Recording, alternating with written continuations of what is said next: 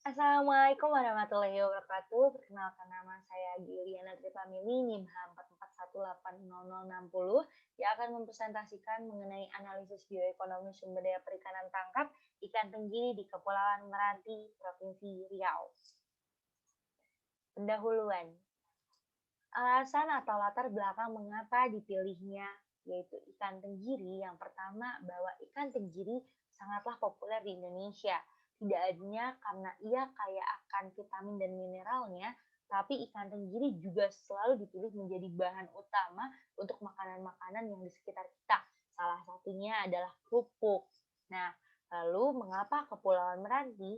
Kepulauan Meranti jika dilihat lebih dalam, Kepulauan Meranti ini tempatnya sangatlah strategis. Dia terletak di Provinsi Riau dan dikelilingi oleh pulau-pulau. Selain itu juga Kepulauan Meranti jika dilihat dari data BPS dalam angka tahun 2020 terdapat banyak sekali masyarakat yang memilih untuk terjun atau turun langsung di sektor perikanan. Seperti bisa dilihat pada PowerPoint, terdapat 2.715 orang yang memilih untuk berprofesi sebagai nelayan. Dan tidak hanya sebagai nelayan, tapi juga banyak yang memilih untuk menjadi seorang pembudidaya perikanan dan juga sebagai pengolah dan juga pemasar. Selain itu, juga Kepulauan Meranti memiliki kekayaan kelompok ikan pelagis, di mana kita juga harus lebih tahu bahwa ikan tenggiri itu merupakan salah satu jenis kelompok ikan pelagis. Dan hal ini dibuktikan dengan adanya tabel nomor 1 produksi penangkapan ikan perairan umum Kepulauan Meranti yang datanya dari tahun 2014 sampai 2016, di mana data menunjukkan bahwa setiap tahunnya di kecamatan kabupaten Kepulauan Meranti selalu memproduksi penangkapan atau produksi penangkapan ikan perairan umum. Hal ini menandakan bahwa Kepulauan Meranti termasuk salah satu kepulauan yang kaya akan sumber daya perikanannya. Mengapa kita harus menganalisisnya dengan analisis bioekonomi model Gordon-Sheffer? Yang pertama adalah seperti yang tadi saya bilang bahwa ikan tenggiri ini banyak diminati karena banyak manfaatnya. Oleh karena itu akan ada peningkatan pemanfaatan oleh manusia dan setelah peningkatan pemanfaatan terjadi akan ada muncul permintaannya meningkat. Setelah permintaannya meningkat, sebagai manusia kita akan mencoba untuk mencari dan mengekspor dan mengeksploitasi di mana sumber daya itu bisa kita dapat. Setelah sumber daya itu kita bisa dapat, kita juga harus ingat bahwa ada satu faktor yang mendukung eksploitasi itu terjadi, yaitu bahwa sumber daya perikanan itu bebas untuk diakses oleh siapapun, terutama biasanya laut bebas. Nah, oleh karena itu kita sangat mengkhawatirkan apabila terjadi terancam kelestariannya. Untuk itu, maka dilakukanlah analisis bioekonomi dengan memandang dua aspek penting. Yang pertama adalah biologi, yang kedua adalah ekonomi.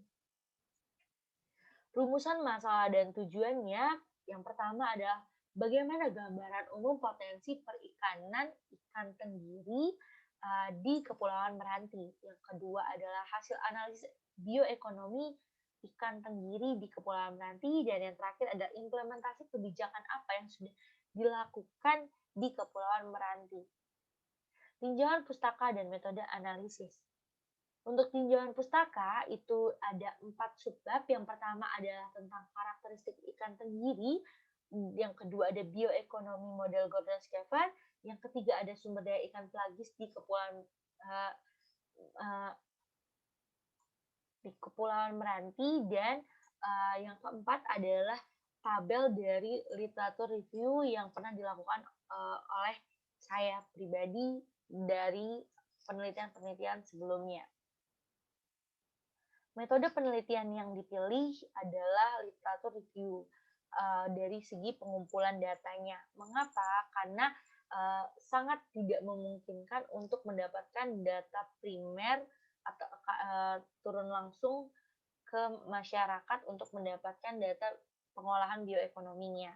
Oleh karena itu akan dilakukan literatur review yang berasal dari jurnal-jurnal dan juga data sekunder dari BPS.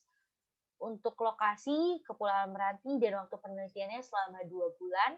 Lalu untuk metode analisis datanya saya menggunakan 2 metode. Yang pertama adalah bioekonomi Gordon Schaefer yang pastinya karena seperti judul dan juga mendapatkan satu patokan data yaitu dari saudara penelitian saudara L.D. Syaputra, Rifardi, Syarafuddin Nasution di tahun 2016. Dan juga dengan menggunakan metode analisis data deskriptif untuk beberapa penelitian seperti implementasi kebijakan. Hasil dan pembahasan. Gambaran umum dari potensinya terlihat pada grafik menggambarkan produksi ikan tenggiri Kepulauan Meranti dari tahun 2010 sampai 2014. Nah, terlihat bahwa secara linear produksi ikan tenggiri tiap tahunnya meningkat. Dan selain itu, potensinya selain produksinya selalu meningkat, juga ada potensi dari wilayahnya itu sendiri yang seperti tadi sempat disinggung di awal bahwa batas-batas wilayah di Kepulauan Meranti sangatlah strategis dan itu menjadi salah satu faktor penyebab ekonominya meningkat. Seperti bisa dilihat di PowerPoint. Nah, lalu yang kedua adalah hasil mengenai analisis bioekonomi perikanan tangkap ikan tenggiri di Kepulauan Meranti. Nah, pertama untuk melakukan analisis bioekonomi kita perlu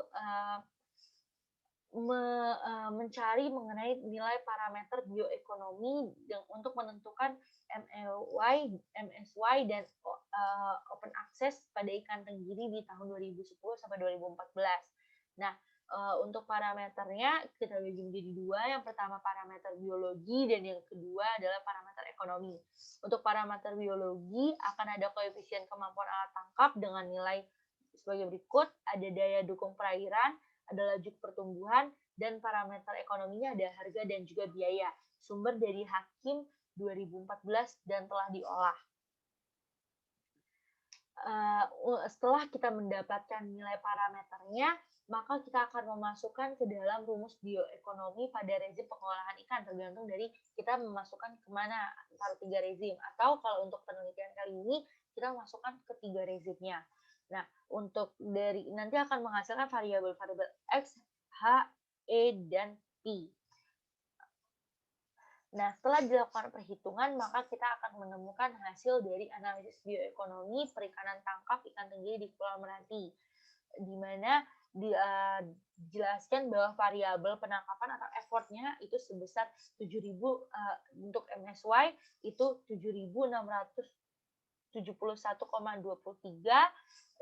trip dan juga untuk MIY yaitu 6.945,76 trip. Untuk OA-nya itu tinggi sekali, paling tinggi di OA open access yaitu 13.891,52. Untuk produksi itu sendiri dengan satuan ton untuk MSY itu sebesar 214,79, untuk MIY itu sebesar 12,87 dan untuk open access sebesar 73,57.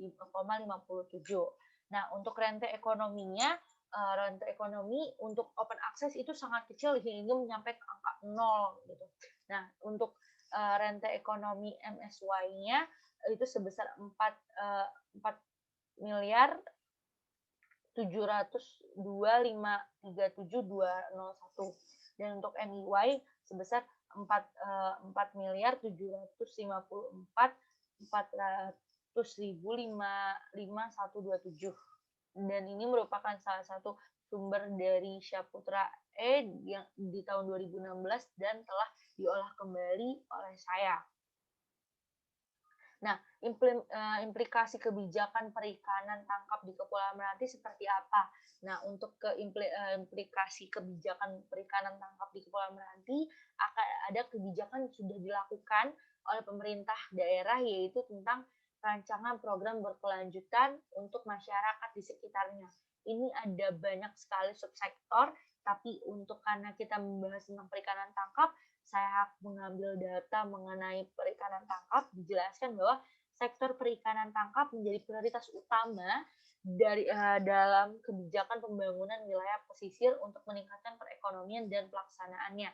Dan hal ini harus didorong dengan adanya sarana prasarana masyarakat dari pemerintah untuk menyukseskan program tersebut. Kesimpulan dan saran yang dari penelitian ini yang pertama adalah Kepulauan Meranti merupakan wilayah yang memiliki potensi sumber daya perikanan yang sangat besar. Salah satunya adalah perikanan tangkap pelagis jenis ikan tenggiri yang memiliki banyak potensi untuk dimanfaatkan. Yang kedua adalah hasil analisis produksi pada masing-masing rezim pengolahan yaitu sebesar sebagai berikut. Lalu dan yang ketiga adalah pemerintah Kepulauan Meranti merancang berbagai intervensi kebijakan dalam upaya implementasi mempertahankan keberlanjutan dari sumber daya perikanan. Salah satu rancangan programnya adalah program sumber daya alam berbasiskan pembangunan ekonomi wilayah perikanan tangkap di pesisir. Lalu untuk saran yang dapat saya sampaikan, yang pertama untuk masyarakat dan juga nelayan di sekitarnya diharapkan dapat memiliki ketertarikan lebih untuk melakukan optimalisasi penggunaan sumber daya perikanan tenggiri sehingga meningkatkan pendapatannya. Namun dalam pelaksanaannya harus mengingat bahwa memperhatikan aspek sustainability. Lalu yang kedua adalah pemerintah harus mengawal berbagai implikasi kebijakan yang akan diterapkan di Kepulauan Meranti sehingga meminimalisir kemungkinan-kemungkinan buruk yang akan berpotensi untuk terjadi. Dan yang terakhir untuk peneliti selanjutnya diharapkan untuk melakukan analisis bioekonomi dengan data terbaru karena kondisi sumber daya perikanan di Kepulauan Meranti berpotensi selalu mengalami perubahan tiap tahunnya.